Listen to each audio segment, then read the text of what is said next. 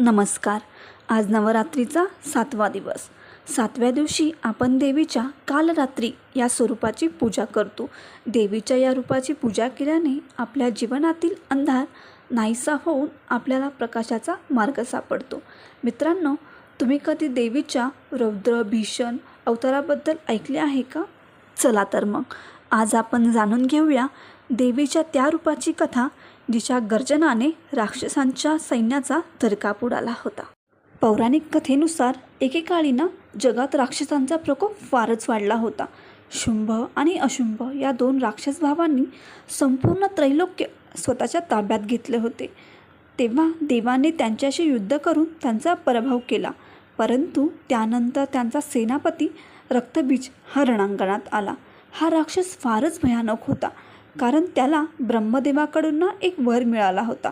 त्याच्या शरीरातून जेव्हा जेव्हा रक्ताचा थेंब जमिनीवर पडेल तेव्हा तेव्हा तिथे नवीन रक्तबीज तयार होईल. त्यामुळे त्याला मारणं जवळजवळ अशक्यच होतं. तेव्हा देव फार घाबरले. रणांगणात राक्षसांची संख्या वाढतच होती. तेव्हा मात्र माता दुर्गेने आपलं सर्वात भीषण रौद्र रूप धारण केलं, ते म्हणजे कालरात्री. तिचे केस विस्कटलेले, शरीर काळसर, डोळ्यातून अग्नी हा झळकत होता. माता गाढवावर स्वार होऊन रणांगणात उतरल्या आणि रक्तबीजवर प्रहार सुरू केला.